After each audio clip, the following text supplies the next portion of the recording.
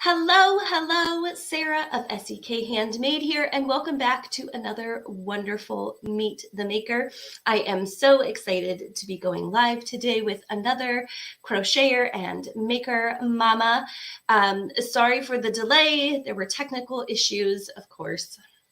It happens, So I apologize if you were trying to join us live and wondering where the heck we were. Computers are not being my friend today. I am super excited to have Bella here of Fiber and Fox. She's an extremely talented maker, and I cannot wait to chat and get to know her better. So let's welcome her. Hello. Hi. How are you doing today? I'm good. Thank you for having me. I am so excited to have you here. How's your day going? It's going well. I want to say first and foremost, one, it's really windy outside. So I don't know if you're gonna be able to pick up on wind noise, but like the room that I'm in outside, there's a piece of siding that was not properly put on the house and it gets real slappy. So if you hear that, I'm sorry. And also the vinyl chair that I'm sitting in is got some sound effects to it. So just know that it's the chair. Okay. I didn't hear that at all. So. Okay, well, that wasn't a very good one, but it's the chair. And also my setup's really precarious and may fall over at any moment, but we're going to do our best. You know what? We are super chill here. The dog's in the kennel next to me. Who knows? He may snore. He may bark. I kicked the cats out, but they might get mad. So we'll see. My dog is blind. And so we try really hard not to change things up because otherwise he runs into things. I mean, he still runs into things sometimes, but it's fine. Aww. But if I do one of these at night when like the whole family's home or on the weekend, I have to close the doors to keep the children noise out. And then I can hear him like boom with his nose, boom on the door because he's like, I'm supposed to be able to go in here. Poor guy. He's definitely a mama's boy. He likes to be close. I love it. Well, welcome. I am so excited to chat with you. I love getting to know other makers better, and I don't know you very well. So I'm so excited to learn all about you. Why don't you start off by just telling us a little bit about yourself, your childhood, your family, other hobbies you have, whatever you want to share. Okay. So I'm not sure what you included intro-wise or not, but I'm Bella. I refer to myself as the maker mama boss lady behind Fiber and Fox. I design modern and vibrant crochet patterns to make knitters jealous. About me, first and foremost, in my business and in my life, I am a Christian, and I believe I was creatively created to create. And I try to make sure that everything that I'm designing is a reflection of my creator, and also to, with my business, encourage that same God-given creative talent in other people. I'm a mama, hence the maker mama bit. The crochet thing is like a part-time gig. It's very much a supplemental income for us. So I'm a mama first. I would say I'm a homeschool mom, but my daughter's 3 and in preschool, so it's not like super official yet, but that's the goal. I'm married. I refer to my husband as a computer whisperer / genius. He does a lot of the tech stuff for my business, design the website. I also talk really fast. So if at any point you need me to slow down, it's just kind of the pace I move at. What else? So we have a daughter. We're expecting our second in the fall. So that's exciting. That's so exciting. Congratulations. Don't know if it's a daughter or not, but we're expecting another child in the fall. It's definitely going to be a person. Person, for sure.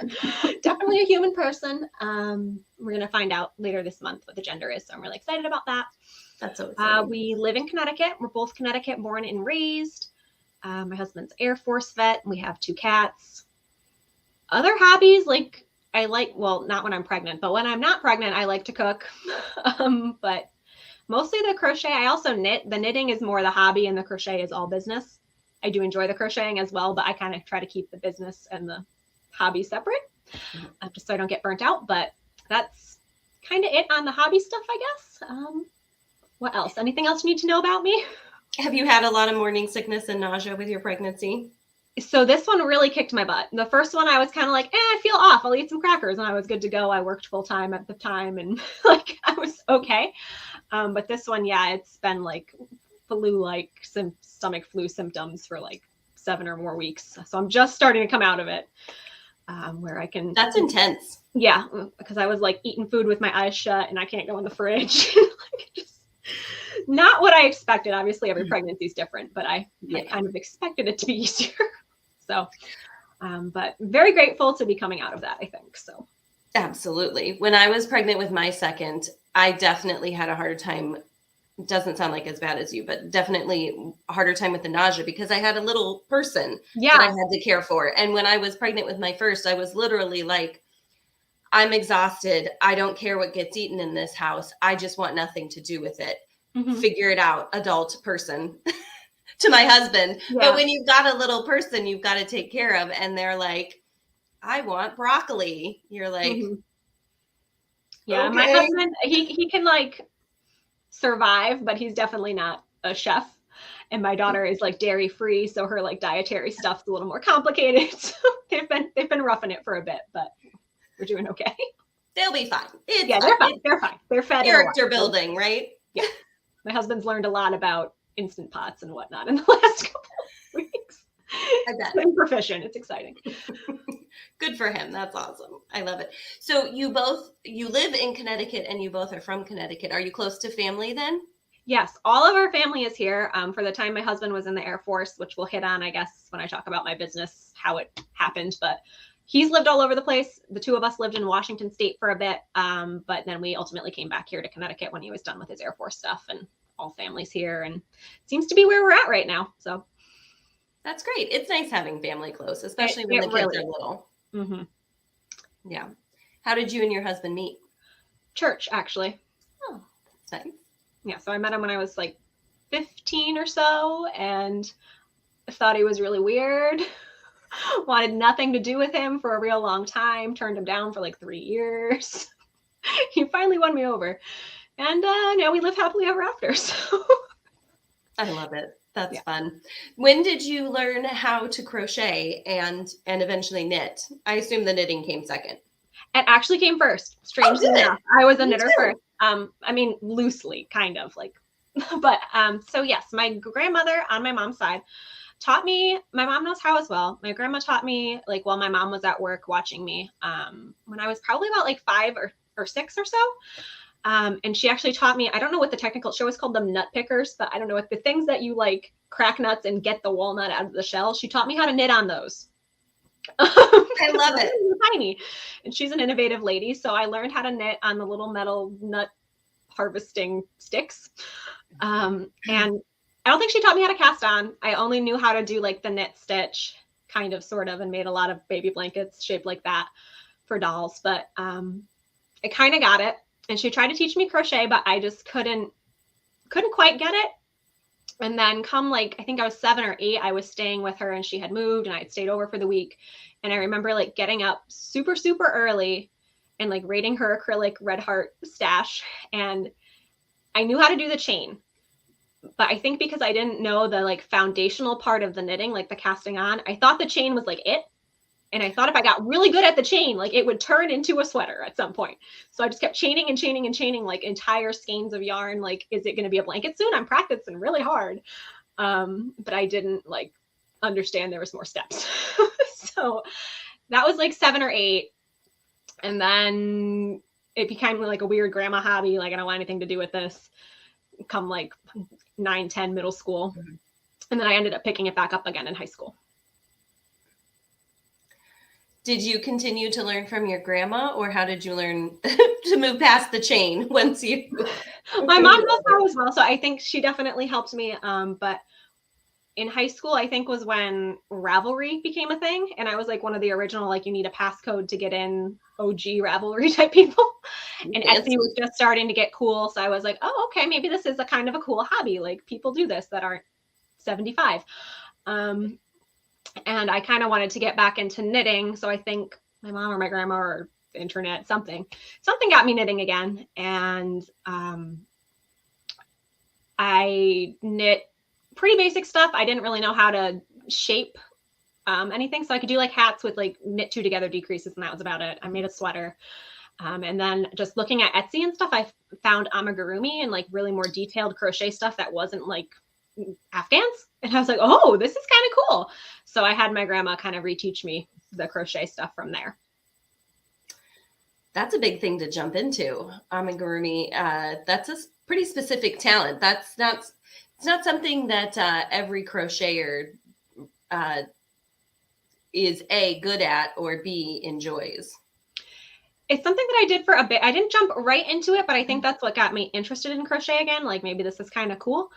I started out doing just like granny squares, and I had done, she showed me like one granny square, and within 3 weeks I had like a twin size border and everything, ends woven in, like complete blanket. So I was into the crocheting real hard. And I wanted to make a really cool homeschooled sophomore or whatever I was. I wanted to make a hat that had ear flaps and little fox ears and like tassels and like the whole thing. And I couldn't figure out how to do the like shaping of the ear flap or a fox ear with the knitting. So I was like, okay, I'll crochet it. And somehow like just manipulating the crochet made more sense to me. And it was a lot more forgiving than knitting to fix. So yeah, I don't know if I was doing things correctly, but I knew how to like make things bigger, make things smaller, fix mistakes. And after making that, I kind of just started doing animal hats, and then kind of went into like the 3D amigurumi stuff. And the first ones were real wonky and holy and ugly, but I got pretty good at it eventually. That's how all first projects are, right? Yeah. I think I still have like the first one somewhere. They're real special. That's great. I love it. I think that's important to share though, because I think it's easy to look at people who knit or crochet prolifically or make it their business and think like, look at your first project and be like, yeah, how is that gonna get to that? Yeah, there's definitely a journey. Yeah, absolutely. So tell us a little bit about your maker journey. How did you travel from fox hats in high school and amigurumi into choosing to make it your business?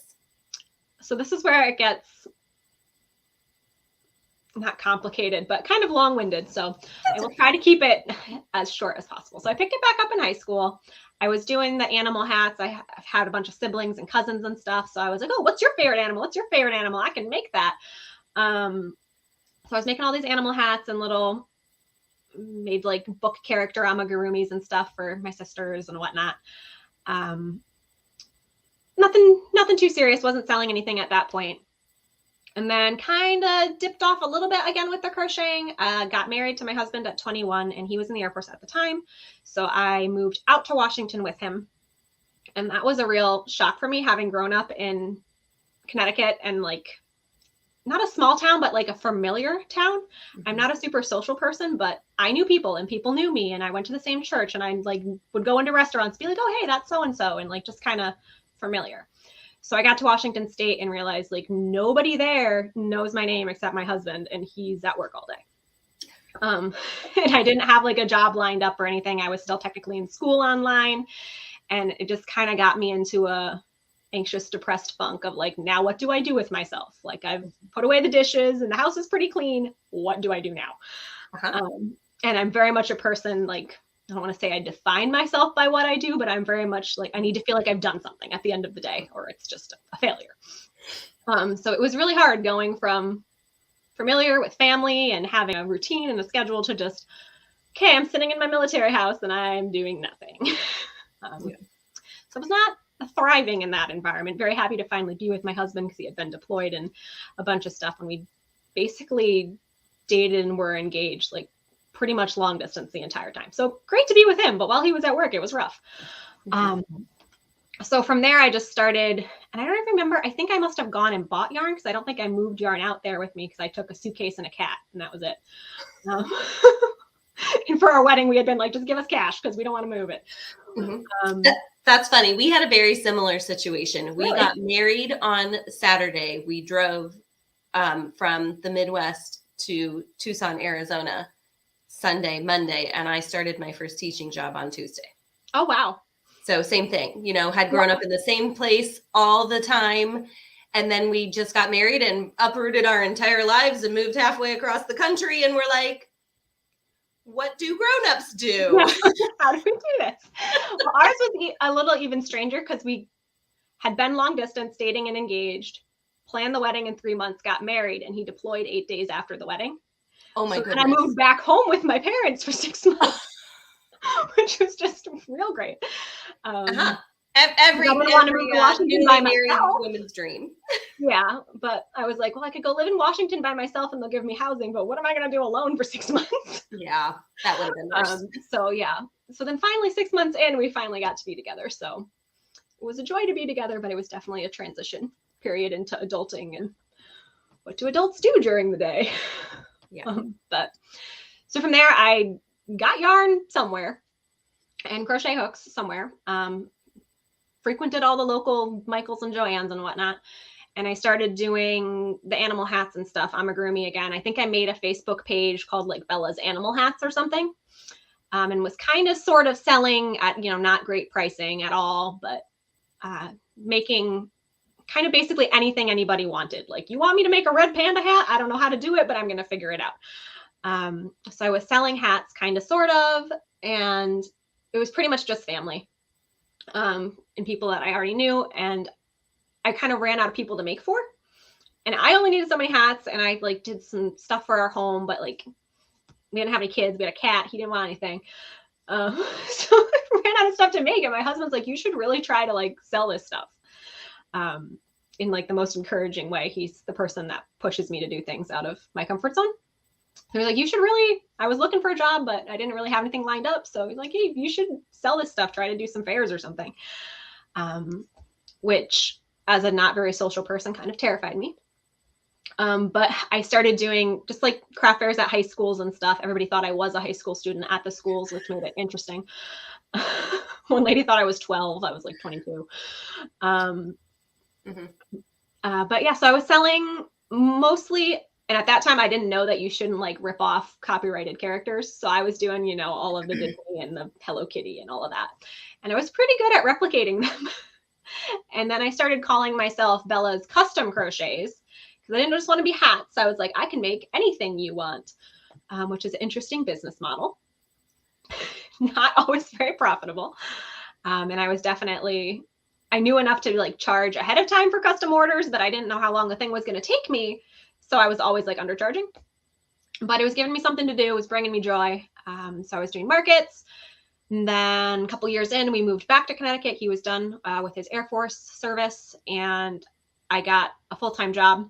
Not one that I really wanted to be in, but we very much needed a job coming back to civilian life. And I was like, okay, I'm done with the crochet thing. He had bought a domain name and stuff for my website. And he's like, I'm gonna make you a website. I'm like, I'm done. I'm not doing that anymore. I'm going to go do this job. That was just a thing we did in Washington. I'm not doing markets. I'm done. And he was like, okay, sure. Kept the domain name. And then a year or so in, I was like, yeah, I think I'm going to do farmers markets and stuff again. So we started back up selling no more character stuff, but more just like pom-pom hats and scarves and that sort of thing. Did that for a couple of years. And like, this is a long story. Then got pregnant. Had intended to go back to my job, but then once I actually had my daughter, I was like, not coming back. So I decided I would give the crochet thing as a career, part-time occupation a go. So that's when I kind of really launched myself as a business and got like tax ID numbers and all of that stuff.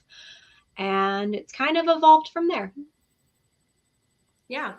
So gosh, you were really designing from like the beginning. Yeah, I never like knitting. I kind of sort of knew how to read patterns, but I couldn't even tell you what the first crochet pattern I followed was because I didn't follow them. And even now, like I use them as like guidelines. But yeah, all of the amigurumi and the hats and stuff, I was very much freehanding. Because again, I understood how to shape the stuff with crochet and I could like see it in my head and then create it. And I just really enjoyed that. And as far as custom, like it gave me a lot of joy to be like, can you make me like the weirdest thing I ever had to make? Someone was like, can you make me a cake topper with 2 minions wearing wedding dresses, like a wedding dress and a tux that match exactly our wedding dress? And like, I made this like absolute ridiculousness, but it felt really good to be like, yes, I can do that. And then delivered it. It was like I would put yarn on cake. I don't know, but it was the thing I was asked to do. Yeah. But it was like a puzzle. It was a challenge. Yeah. And I love the challenge of it. Definitely wasn't profitable, but it was a fun challenge. So how did you move from, well, okay, backing up. When you did your custom orders, did you ever write down notes so that you could replicate it, or was every single order unique?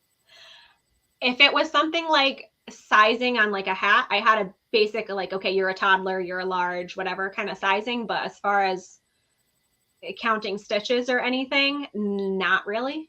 So I was very much kind of designing each one individually, which again is not the most profitable thing to do, but that's what I was doing. Not super efficient. No, it wasn't at all.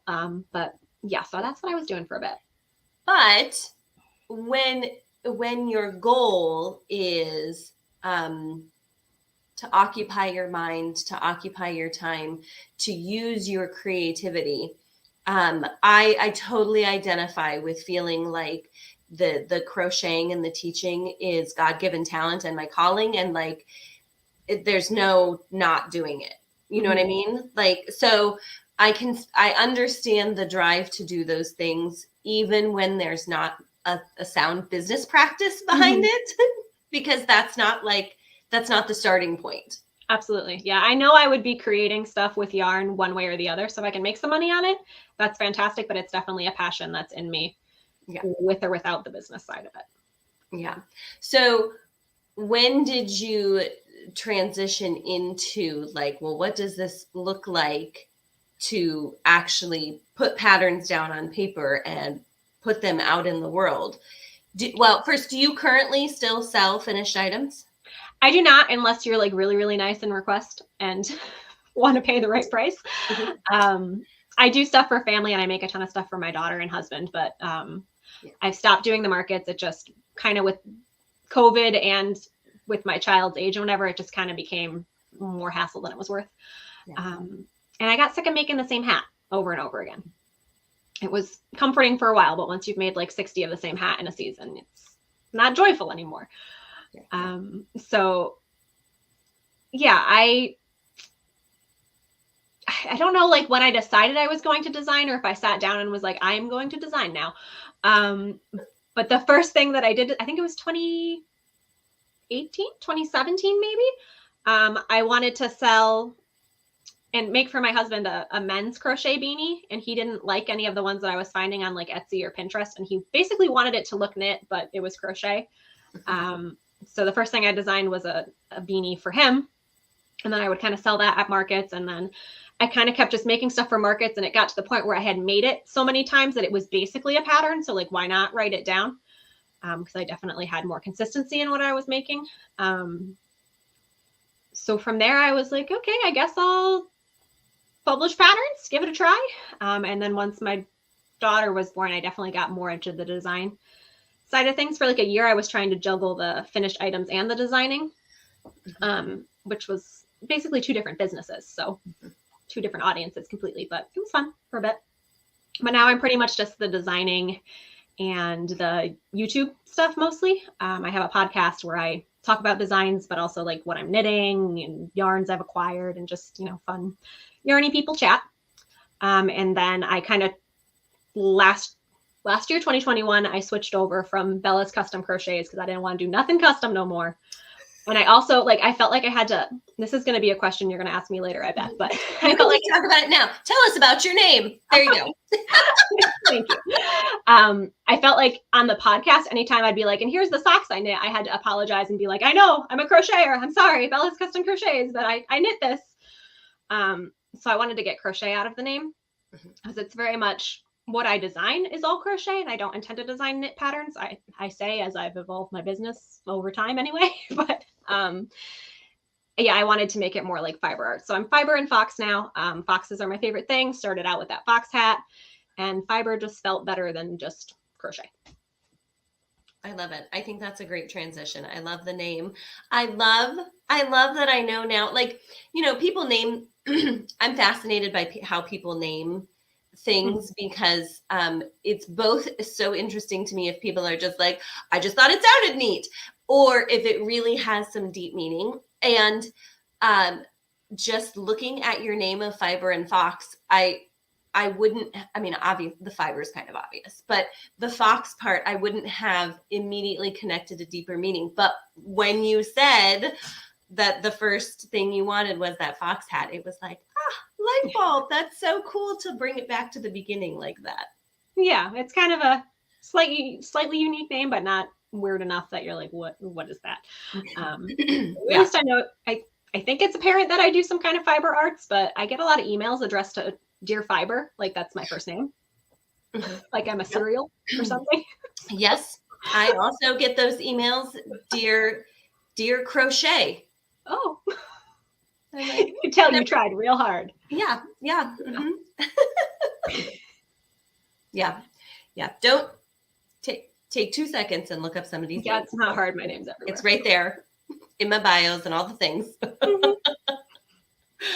Oh goodness, too funny. I love it. So that's such a great transition. So do you what do you mostly design now? Haven't done much this year because I've been laying on my couch. Sure. Mostly in general, I love to either create stuff that has a knit-like look to it, or use materials that people might consider, and by materials I mean like yarn weights and stuff, or even hand-dyed type stuff that people kind of, there's like I can't think of the right word for it, but a stigma maybe, where like that's for the knitters. Like we don't go in those local yarn shops, we don't buy that fancy yarn, we don't use those tiny hooks, like that's for knitters. But I think fingering weight yarn is really beautiful, and I love supporting hand dyed when I can. I definitely use a mix of everything, but I want to encourage crocheters to find their place in the fiber arts world, because I feel like a lot of times we get trapped in like that aisle in Joann's and like these are the things I'm allowed to use, and then the knitters do this lofty, amazing stuff with expensive yarn, tiny yarn. But I really like encouraging people like, no, you can use tiny yarn. It's just smaller, it takes a little longer. But I do a lot of shawls, and I would like to do a lot of garments. But doing fingering weight, size inclusive garments, tested, tech edited, all of that, I can only usually get about 2 out a year with the time frame that I'm working in. So, well, but I really enjoy having made one. Right. And with little people who need things from you. Yeah. So I basically work at night, and then it's like, how much math? I'm not a mathy person, and I'm not a spreadsheet person. So I do all the grading math out by hand on the paper. And so it takes a while, but it's very satisfying at the end. Like once it goes into testing and people are like, oh, this fits great. Like, okay, phew, we made a sweater. Like, all right. I didn't do a bunch of nonsense for 4 months. So yeah, I really enjoy that. That's amazing. So your main focus is women's accessories and garments. Yeah. So right now I currently, I just did a cowl pattern that did include children's sizes, but basically I do women's sizing, extra small to 4X is where I'm grading for right now. And they all get tested, tech edited. And yeah, and I really try to make sure that all of the sizes flatter. We can't say all the bodies because everybody's different, but I try to have options in there for, hey, if you want to put a larger sleeve on a smaller size body, like here's how you do it. And I try to make my patterns very visually helpful. I have a lot of videos or photos in there and a lot of tips for, hey, if you want to make this longer, here's how you do it. If you need to shorten this, like here's how to just make it the best fit for you as possible. That's wonderful. I think a lot of people, well, first of all, I think to get a garment you're most happy with, you need to do some adjusting. Every body is different, and then every person has a preference of how clothes fit on their body. So to go into patterns and say, I'm not going to modify anything, and surely it will be exactly as I desire, is unlikely, I feel like. Yeah, that's so rare. To be able to kind of gently guide people through making the transition in the pattern to get it to fit the way they really want to is really wonderful. Yeah, so I try. I mean, my garments aren't like the most basic, so there are more like advanced, beginner, intermediate level. But if you're familiar with the basics of crochet, you'll be able to hopefully get the very best fit combination for you possible. Yeah. And the great thing about crochet is it's super easy to take apart and redo if you need to. So if you try one thing and it doesn't work, We're Take it back and try again. Yep. And I've frogged entire fingering weight designs like multiple times. So you can do it. It's fine. Yes. Yeah. You are not, friends, you are not alone in your frogging. We're over here doing it every day. Yes. I love that. I love it. So why don't you tell us about some of the projects you've recently finished up, some of the things you're wearing. I see your All right. Yeah. I tried to, like, normally when I film, if anybody watches my podcast or wants to go watch it, we have a shared office downstairs, but my husband works from home during the day. So I couldn't kick him out to film with my nice yarn wall and everything. So I tried to make my bedroom look like it was a yarny paradise, but I got, a mannequin and I've messed that all up, I'm sure. But like I said, I haven't done a ton in the last few months, but I did release a couple patterns in January that were finished up in the end of 2021. One of which is the sweater I have on, actually both of the sweaters. I don't know if you can even see the red one, but this is the Fields cardigan. So it's a V-neck button front cardigan with kind of a unique construction to it so that the stitches run this way instead of top to bottom or bottom to top. And it has a very knit-like look to it, which is something I love. It's got really nice ribbing and details. It's fingering weight and definitely a time commitment, but I think it's a really beautiful staple wardrobe piece. I've made 2 of them. And then the other most recent design that I launched this year is the Through the Rain cowl. I can't tell like if the webcam is focusing at all, but it's inspired by mosaic knitting, but it is crochet and it looks complicated, but it's actually a really basic stitch, just kind of some fancy stitch placement. And I love doing things grainbow, I call it, gray plus rainbow. So I do a lot of rainbow order gradient type things. This is another one over there. Basically my go-tos are mustard yellow and grainbow things. But you can always change up the colors if that's not your thing. But I love using like mini skeins and stuff in designs and doing a whole rainbow scheme. So beautiful. So do you have anything you're working on now, or are you just kind of taking it slow? I just like in the last week or so started picking up the hooks and needles again. Not a design, but I'm currently aspiring to create my daughter an Easter outfit. It's not a pattern. It's not going to be a pattern. It's not anybody else's pattern. I just needed a brain refresher winging it thing. I can show you. I don't know if it's going to translate into looking like anything, but I decided I wanted to make a skirt that had like twirl capability to it. So it's going to be long. When you flatten it out, it's like a star. So cute. So I'm going to add like a rubber or a elastic waistband to it. And it's going to be real twirly. It's a little heavy because I'm using, the yarn is lyocell, which is kind of like a bamboo-y type, a little heavy. So we'll see. And then I'm doing a little granny square top to go with it. There's hooks falling everywhere. There's so many string. Oh my gracious. Did not prepare this. But a little granny square top that's going to have like a little halter and a button, and hopefully it will be a cute Easter outfit. And then I have a shawl in my head that needs to come out onto paper, but I haven't had the math capacity. So hopefully soon that'll be happening. Yeah, I totally understand. I think that's so great that you're going back to kind of your beginnings to refresh yourself here with a project that's just to play and for fun and to create the shapes and not to write it down. I think that's important to do sometimes. I think it is. I don't ever want it to become like burnout or so much business that I don't actually like crocheting anymore. It's a hobby that gives me a lot of joy, and I try to always make sure I have a balance of stuff I'm either making just for me personally or for my daughter, or like, listen, you're not getting a pattern for this. Too bad. I don't owe you a pattern for everything I touch. Or just like knit projects, whatever. I do really enjoy the, selfish, it's not selfish, but selfish making as well. So that is refreshing. Yeah. What's your favorite thing to make for yourself? I have a ridiculous amount of shawls, either that I've designed or made from somebody else's. And last year I got really into knit tops, and I'm trying to figure out now, like sizing wise, do I want to knit tops that will fit me this summer when I'm ever so pregnant? Or do I want to hold off? Do I want to try to design a maternity top? So I'm trying to figure out, because I really enjoy wearing my makes. I'm not someone that makes them and just, shoves them in a drawer somewhere. I do wear all of them quite frequently. So anything that I can wear and be like, yeah, I made that, it just brings me a lot of joy. And I knit a lot of socks, a lot of knitted socks. That's fun.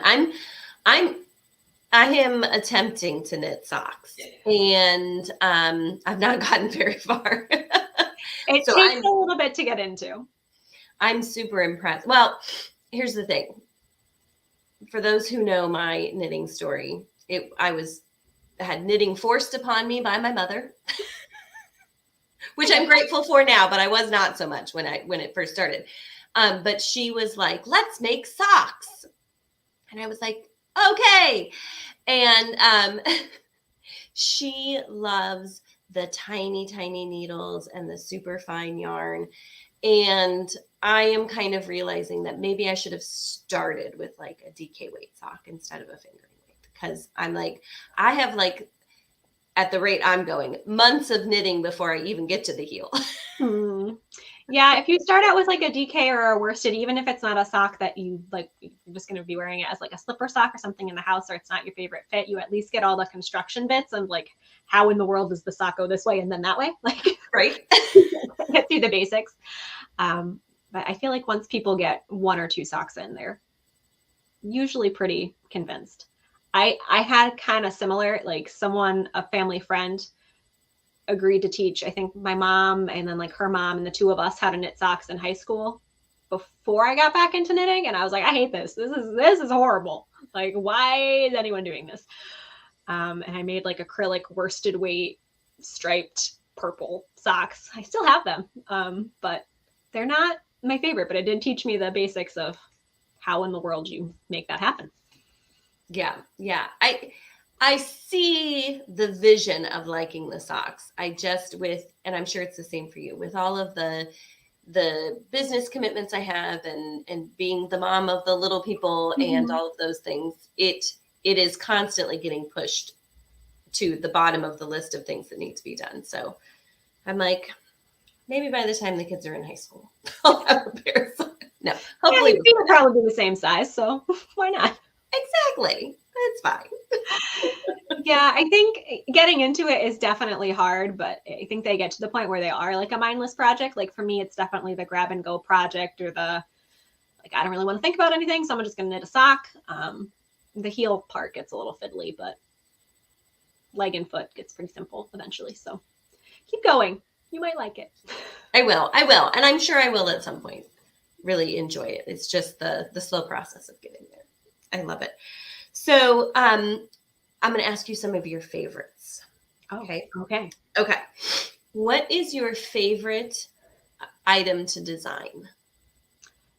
Like, I want to be known as a garment designer, but again, just getting them out into the world takes so long, because it takes me months to work out the design in my head, get it on paper, get it made, then frog it back and do it again. And then for like testing with a size inclusive fingering weight garment, I got to give it like 8 to 10 weeks. And then I got to factor in the tech editing and like getting it published. So it can be like months before I get it out. But I really enjoy not so much the mathy process, but like being able to engineer a sweater, I think, or engineer anything 3D out of yarn is pretty amazing. And my husband is very much like the engineering type. So I'll be like, yeah, I'm a sweater engineer. I know what you're talking about. Like, I get it. I love it. Totally not mathy, but I get by. I love it. What's your favorite place to work? I aspire to having like a functional office. We have a room that we're redoing that's eventually going to be our like homeschool / yarn room, because it's all in my husband's office right now, which is not very accessible during the day. But honestly, mostly just sitting on the couch. It's where most of the work gets done. Sitting on the couch or sitting on my bed. Probably not the best thing, like as far as what my chiropractor wants me to be doing, but where it gets done. Do you find you take your yarn on the go a lot? I do, but again, it has to be kind of a mindless project where I don't have to be counting or thinking about it, because I'm either keeping track of a toddler or like vacation. I usually bring some projects, or if I'm in the car, I can kind of do a little bit in a car, but I'm definitely a knit or crochet in public kind of person. I don't care. But as far as what I'm going to work on, I'm not going to lug a pieced sweater design with me to, a coffee shop or something. Sure. Yep. That makes perfect sense. What's your favorite yarn to work with? Brand, weight, whatever. I don't know if I have a favorite brand. I do definitely love working with fingering weight yarn, and I like to try to work with indie dyed when I can because I like to support that. But it is definitely a costlier way of going about things. So there's a balance. I'm trying to think if I have a favorite. I don't know if I do. And I'm trying to like figure out what my favorite like blend of yarn is currently. Because a lot of the indie dyed, the beautiful colors are superwash, but I don't love superwash because it's plasticky. It's basically wool that's plastic coated. And environmentally, that's not my favorite. But I'm also super sensitive to like woolly rustic wool, and I can't wear that. So I'm trying to find like a happy medium blend of natural wool, but I don't have hives and can still breathe. So, I mean, I don't know what that is. I've been experimenting. This red sweater is all merino, non-superwash, but it's super pilly. So I'm like, hey, I don't really want to work with that a ton. So I'm just trying to figure out what my ideal yarn is, I guess. It's a journey. Yes, it can be. And I think something that especially beginners don't put a lot of consideration into, I know I didn't when I first started, is how much fiber content can affect the finished product. Yeah, it really can. And if you're making like a crochet garment too, like a lot of times it can end up very stiff or very boxy and rigid. So I like to find something that has some natural fiber to it and some drape and some blockability. I'm a big advocate of blocking and all of that. So yeah, finding something that's if you're gonna put all that time in, and especially if it's gonna be in a smaller weight yarn, like you want to find a yarn that's gonna make you look awesome. Yeah, absolutely. And I really love that I totally agree that fingering weight yarn used to be, you had to go to a yarn shop. You had to buy hand dyed, like that's all that was available. And so I really like that larger yarn companies are starting to make some different weights of yarn more available. Yeah. You know, it used to be like worsted, bulky, super bulky from Joann's. Acrylic. That was it. Right. Yeah. Maybe a little bit of wool, acrylic, 100% like stiff cotton. Yeah. Yeah, there's definitely more options now, even in just the 10 or so years that I've been at this. There's definitely a lot more available in different yarn weights. And I try to, when I'm either doing testing or releasing a pattern, I'm always like, listen, you don't have to use this indie dyed yarn. Like I either collaborated with somebody or this is like my choice. But I try to always leave a link of here's places that you can get fingering weight yarn from a big box store or from a website, or here's great prices on like bulk or that sort of thing. So try to make it as accessible as possible. Yeah. Yeah. And it's becoming more and more accessible. Definitely. Really nice. What is maybe we covered this, your favorite fiber to work with? You're still on a journey maybe to find your favorite fiber. It's definitely wool something. I'm very much I refer to myself as crunchy, and sometimes that confuses people because I don't know if that's like an everywhere term, but I'm a pretty natural kind of lady. So I really want to be into like the woolly wool, like that came off the farm from down the road, but like can't do it. So yeah, wool of some kind. I'm still figuring it out, I think. Yeah. Yeah. They definitely work up different than acrylic and different than even plant fibers. Yeah. I like plant fibers, but they can get very heavy. Yes. I really like a linen cotton blend for like summer, but like the thing that I'm working with for my daughter is a Lion brand Nubu or something. And it's just really heavy. It's beautiful, but it's heavy. Yeah.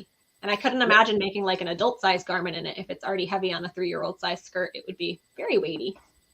Yes. Yeah. Then that's definitely something to consider when designing or making something that's very large with natural fiber. It will tend to grow a lot with all of the weight pulling on definitely. the item. Yeah. And I even try to advocate for like, if you're going to make this garment, don't hang it in your closet, like fold it in a drawer because it will continue to stretch and stretch and stretch. You will be sad. I've learned the hard way. Right. Yeah. Your sweater is now a dress. Yeah. Hope you like the duster. Yeah, exactly. My shoulders get all weird and saggy and Yeah. Oh, not good. Not good.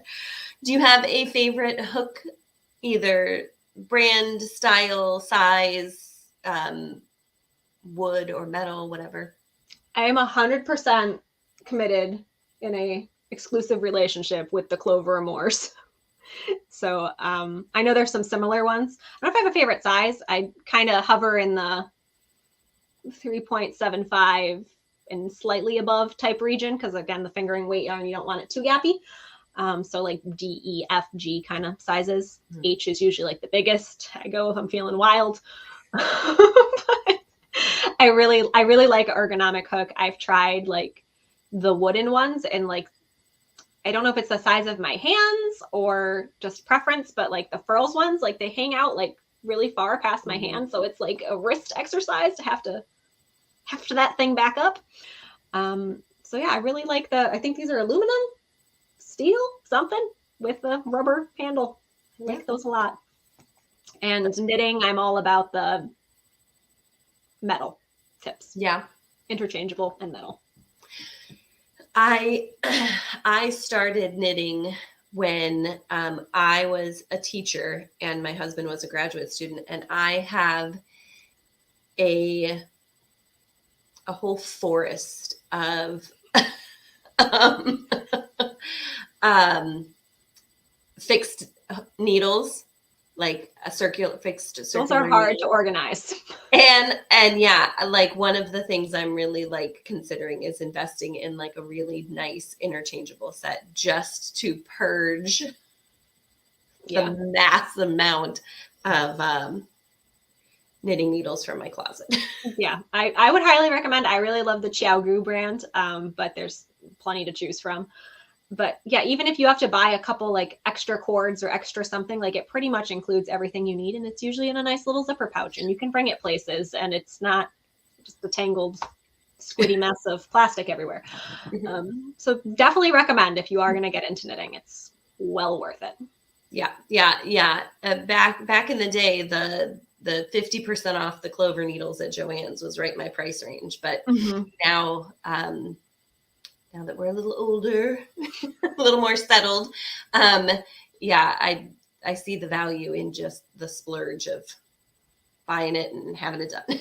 Yeah, and especially if you're going to do it as a business, having tools that are good on your hands, feel good when you're making with them, and don't cause you stress to like find the tool that you need, it's well worth it. And especially if you're only going to buy like a set amount of them. Like I know some people have multiple interchangeable sets. I don't quite understand that. But yeah, it's pricey, but if I'm only going to buy this one set, then it's well worth it. Yeah. Oh, I'm sure that over the years I've invested lots of money. Every time you're like, oh, I have the right size, but it's the wrong cord, or oh, that's on another project or whatever. So it's nice. Yep. I love it. What's your favorite thing to drink while you work? Tea. I'm a tea drinker. Do you have a favorite kind of tea? Usually black tea, chai, Earl Grey. I'll do herbal in the evening. But I really, really like a tea. Not really a coffee drinker. Yeah. Do you switch to iced tea in the summer, or always hot tea? I tend to switch more to seltzer in the summer. Sometimes I do iced tea, but I don't like it sweetened, so I'm picky about flavors and whatnot. So yeah, I'll drink both, but it depends on how hot it is. I have like a coffee knockoff. It's like made out of dandelion roots and chicory, which sounds disgusting, but it's a pretty good coffee knockoff, and it makes a great iced coffee, and it's decaf. Interesting. Or caffeine free. So it's an interesting summer beverage. I like it. I'm not sure if I'm allowed to drink it pregnant though. I need to double check. I love it. What's your favorite color? Mustard yellow. I was going to say, I think I know. Rainbow. I love it. What's your favorite season? Fall. Definitely fall, both for making and just in general. I'm New England born and raised. I love that crispy, crunchy fall tone season stuff. Yeah, absolutely. And what is your favorite item to make, just selfishly, not to design? I don't know. I think I do get a lot of satisfaction out of garments, and I get a lot of joy making stuff for my daughter. It's annoying how fast she outgrows it. But I really like, and she's still very much proud to wear it. And thinks it's real cool. So I'm going to ride that as long as I can. And this next kid, like, brace yourself, you're getting handmade stuff. I don't know, it makes her really happy. And my husband will wear hats, but he hasn't wanted a sweater or socks or anything yet. So he has a bunch of hats, and it just feels really cool to be able to pick out like my daughter's favorite colors or an interesting style or whatever. Or like she's really into owls. So I did like a color work owl sweater, and it's like just her favorite thing. So that gives me joy, being able to, again, the custom. I like the custom. Customize to what something either that I'm looking for and can't find in a store, make the things that I wish existed, basically. I love it. I love it. Are you a book or a podcast person? I was very much a book person pre-child and pre-crocheting. I don't really love audiobooks, and I have a hard time fitting them into my day. I did more when my daughter napped, but she's very anti-nap. So during the day, like, I feel bad, like, walking around with headphones in my ear where I'm supposed to be momming. And at nighttime, I'm usually just crocheting or watching something with my husband. But I do watch a fair amount of knit and crochet podcasts when he's else occupied. But I don't really listen to audio podcasts or audio books at this point. Okay. Yeah. 3 is a little young. You always kind of have to still keep an ear out. My boys are 7 and 10. And so, like, and my oldest is very, like, by the book. So he's either like keeping things in line or causing chaos. It's one or the other. One or the other, yeah. But for the most part, if they're causing chaos, it's very loud noises. So, but yeah, 3 is still an age where you want them to be independent, but you got to kind of keep a close eye because they're still very little. We've just started doing like quiet time in the afternoon, but I have to like constantly be checking that camera and making sure she's not up to who knows what up in her bedroom. Yes. But, yep. Yeah. Oh, I remember those days when you're like, I need my nap time, and they're like, but I don't want to anymore. Yeah, she doesn't nap, and she's pretty good at imagination and self-entertaining, but she has to be like in the mood, and I don't know when the mood is. Some days she'll just sit up in her room and just be like, how many minutes? What time is it? You don't know how to tell time. What does it matter? But she's pretty good for the most part, and she's usually pretty safe up there, but she does get some sketchy ideas. That's that creativity kicking in. Yeah, no, she's definitely my personality, very creative. But I checked the camera yesterday, and she had like a xylophone stick halfway in her mouth, and I was like, child, like, why? What are you doing? You're not even playing the xylophone. The xylophone is nowhere in sight. Why do you have this? Put that down. Yeah. Mm-hmm.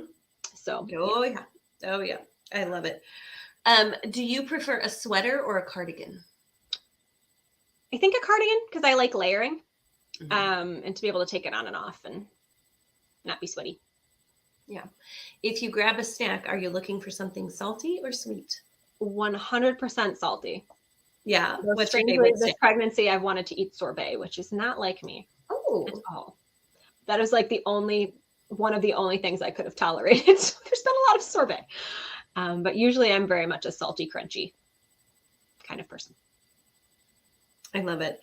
Which is worse, swatching or weaving in your ends? I don't mind weaving in ends. Swatching, I wish I could avoid it. And sometimes I do if I'm just making for me, or like this Easter dress thing. There was no swatching involved. But if it's for a design, I kind of have to, especially if I'm going to grade a garment. Like, I have to be real confident in those numbers. So I really don't love it, but it's a necessary evil, I guess.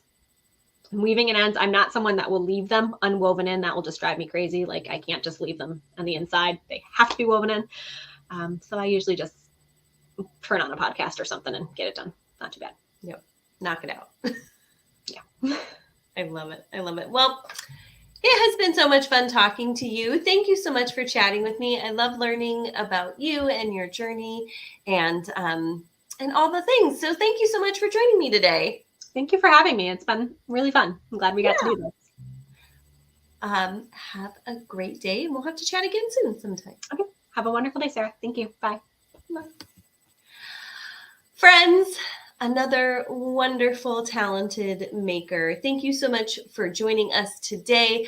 I've got lots of links in the description below, so be sure to click that more down there and check out links to all of Bella's wonderful designs and all the things.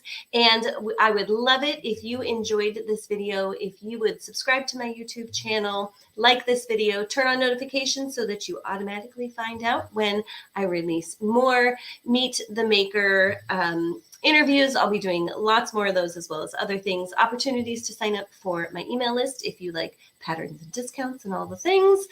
Thank you so much for joining the both of us today. It was so much fun, and happy crafting.